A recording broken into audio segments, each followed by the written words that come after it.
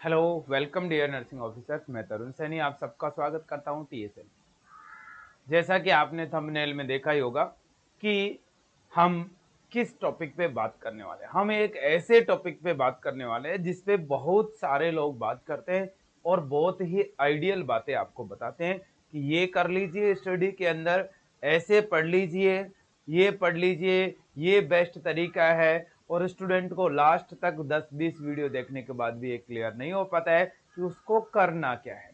तो चलिए, इसी में हम बात करना चाहते हैं कि जो नॉर्सेट 21 मान लीजिए एक एग्जाम है, नर्सिंग ऑफिसर एलिजिबिलिटी टेस्ट है, आपके कॉमन एलिजिबिलिटी टेस्ट।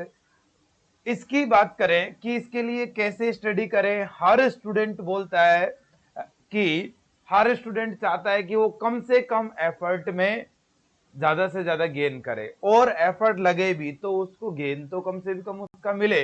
तो पहली बात आती है कि स्मार्ट स्टडी कैसे करें और क्या होती है स्मार्ट स्टडी। मेनली इन दो पॉइंट्स पे हमको बात करना है, ठीक है। अब स्टूडेंट बोलते तो है, या फिर बहुत सारे मोटिवेशनल स्पीकर्स बोलते हैं या टीचर्स बोलते हैं कि स्मार्ट स्टडी कीजिए, स्मार्ट स्टडी कीजिए, बट एक्चुअल में क्या है स्मार्ट स्टडी। स्टूडेंट को लास्ट तक ये पता नहीं लगता कि उसको करना क्या है। तो इसी मूवमेंट को हम देखते हुए और इसी सवाल को देखते हुए हम आज ये वीडियो लेके आए हैं। उम्मीद करता हूं आप डेफिनेटली ये वीडियो पूरा देखेंगे और आपको क्या इससे समझ में आया वो भी कमेंट सेक्शन में जरूर बताएंगे। देखिए, स्मार्ट स्टडी का मतलब, पहली बात मैं आपको यहां पे बोलना चाह रहा हूं कि ये तो बिल्कुल भी नहीं होता है कि आपको मेहनत नहीं करनी है। मैं पहले बता दे रहा हूं, ये तो बिल्कुल भी नहीं है कि आपको मेहनत नहीं करनी है। आपको मेहनत करनी ही है, बट स्मार्ट तरीके से करनी है। स्मार्ट तरीके से करने का मतलब क्या है, ध्यान से आप मेरी बात को सुनना। क्या करना है आपको, इसको मैंने 4 स्टेप्स में डिवाइड किया है। तो स्टेप्स के हिसाब से हम समझने की कोशिश करते हैं कि स्मार्ट स्टडी कैसे करना है, ठीक है। पहली बात, आपको करना क्या है उसका आप टारगेट फिक्स कर लीजिए, ठीक है। आपको करना क्या है उसका टारगेट फिक्स कर लीजिए। आप एम बना लीजिए कि मुझे ये चीज करना। अब being a nursing officer teacher और बीइंग ए नर्सिंग मेंटर, मैं आपको एक सिंपल बात बोलता हूं कि हमारा एम क्या है कि हमको नर्सिंग ऑफिसर बनना है गवर्नमेंट में। मोस्ट ऑफ स्टूडेंट्स का हो सकता है, इसमें भी कई स्टूडेंट्स का ये एम ही ना हो कि उसको नर्सिंग ऑफिसर बनना। आप देखिए, स्टूडेंट को नर्सिंग ऑफिसर बनना है बट वो अभी भी कम्युनिटी हेल्थ ऑफिसर के फॉर्म भर रहा है। स्टूडेंट को परमानेंट नर्सिंग ऑफिसर बनना है, फिर भी वो कॉन्ट्रेक्चुअल के लिस्ट में जा रहा है, कम्युनिटी हेल्थ असिस्टेंट ज्वाइन कर रहा है। देखिए, फिक्स कीजिए कि आपको करना क्या है। ऐसा नहीं भगवान भरोसे जो हो जाएगा वो मैं कर लूंगा, तो फिर वही होगा जो होता आया है, ठीक है। ऑफिसर्स ध्यान से समझिए मेरी बात को कि एक बार टारगेट फिक्स कर लीजिए क्या करना है, फिर चाहे जान भी चली जाए उससे पीछे नहीं हटना, ठीक है। वो अचीव होके ही रहेगा। और एक बड़ा टारगेट फिक्स कीजिए, छोटा टारगेट फिक्स करने का कोई फायदा नहीं है। नॉर्मली जो एज यूजुअल चलने का कोई फायदा नहीं है। लाइफ में बड़ा करना है तो एक अच्छा टारगेट फिक्स कीजिए। चलिए बात करते हैं कि हमने मान लिया कि हमको गवर्नमेंट नर्सिंग ऑफिसर परमानेंट बनना है, ये हमने टारगेट फिक्स कर लिया। अब दूसरी बात कि कैसे ये चीज पॉसिबल है, तो मैं बोल रहा हूं हाउ टू, कि कैसे ये चीज पॉसिबल है। आपको पता है कि इसके लिए बीएससी नर्सिंग करनी पड़ेगी, बीएससी नर्सिंग हमने किया हुआ है। ऊपर से गवर्नमेंट का एक एंट्रेंस टेस्ट होता है, आजकल यही टेस्ट होता है मेनली नॉर्सेट करके, ठीक है, nursing officer recruitment common eligibility test. तो ये नॉर्सेट टेस्ट होता है, इसको आपको क्वालिफाई करना पड़ेगा और इसमें हिरार्की मेंटेन करनी पड़ेगी, मेरिट मेंटेन करनी पड़ेगी, तब जाके आप गवर्नमेंट नर्सिंग ऑफिसर बन पाओगे। तो आपको ये चीज पता लग गया टारगेट की नर्सिंग ऑफिसर बनना है, कैसे बनना है, क्योंकि आपको ये एग्जाम बीच में आएगा, मतलब इसको क्रॉस करके ही आप नर्सिंग ऑफिसर बन सकते हो। दो स्टेप क्लियर। अब इसको क्रॉस करने के लिए क्या करना है, ये एक इंपॉर्टेंट है। अब आपको सभी लोग मुझे घुमा फिरा हुआ आंसर दोगे कि स्टडी करनी है। भाई क्या स्टडी करनी है, आपने जो बीएससी नर्सिंग किया है उसमें अप्रोक्सीमेटली 25 सब्जेक्ट्स है। क्या पढ़ना है आपको ऐसा, ठीक है। तो इसके लिए यहीं से काम शुरू हो जाता है स्मार्ट स्टडी का।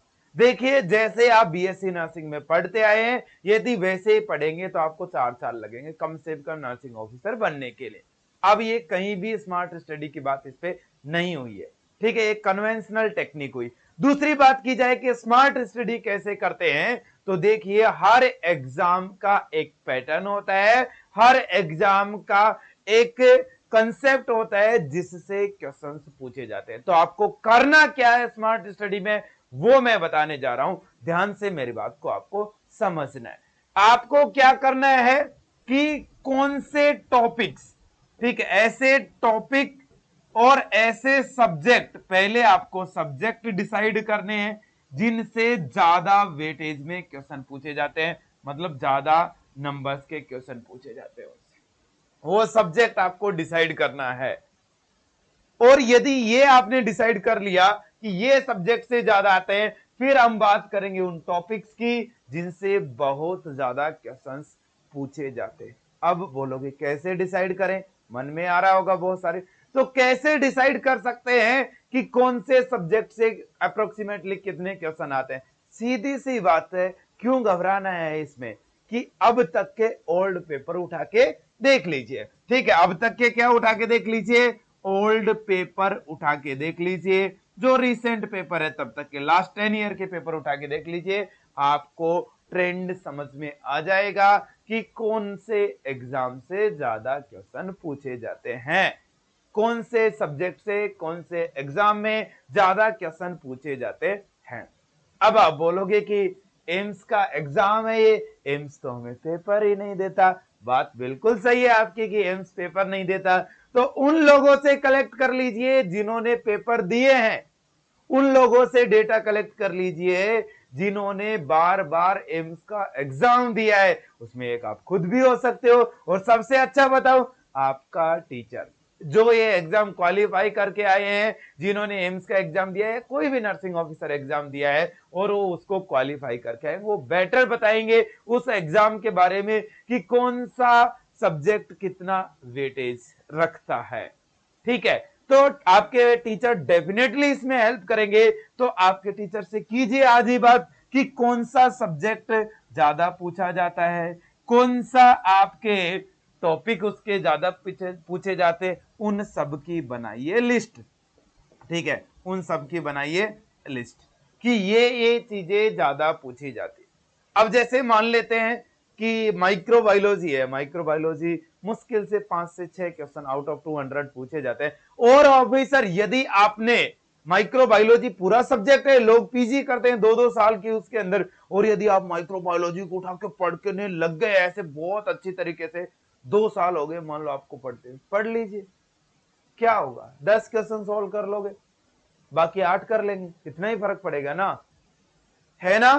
तो उसके बावजूद भी नर्सिंग ऑफिसर क्लियर नहीं होगा, क्योंकि आपने स्टडी तो की है बट राइट वे में नहीं की है, स्मार्ट तरीका नहीं है उसको करने का। इस वजह से मेहनत के बावजूद भी कई बार असफलता हाथ लग ही जाती है। तो ध्यान से समझिए ऑफिसर क्या करना है आपको, आपके टीचर्स की हेल्प लीजिए, ओल्ड पेपर खंगालिए कि कौन से सब्जेक्ट्स हैं जिनसे ज्यादा क्वेश्चन आते हैं, ठीक है। उन टॉपिक्स की क्या बनाइए, लिस्ट बनाइए, ठीक है।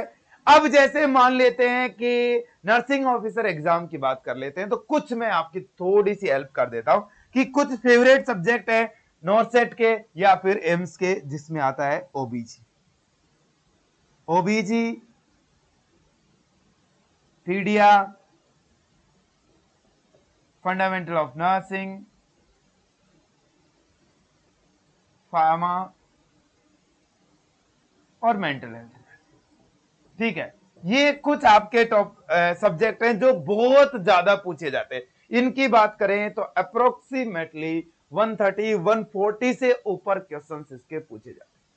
अब मान लेते हैं फंडामेंटल ले लेते हैं कि फंडामेंटल से कितने क्वेश्चन आते हैं, अप्रोक्सीमेटली 45 क्वेश्चंस आपको नर्सिंग ऑफिसर एग्जाम में देखने को मिलेंगे। अब आपको पता लग गया है कि फंडामेंटल मान लीजिए इंपॉर्टेंट है, तो उन टॉपिक्स की लिस्ट बनाइए जिनसे बहुत ज्यादा क्वेश्चन पूछे जाते। जैसे मैं आपको एक छोटी सी चीज बोलना चाह रहा हूं, कौन सा?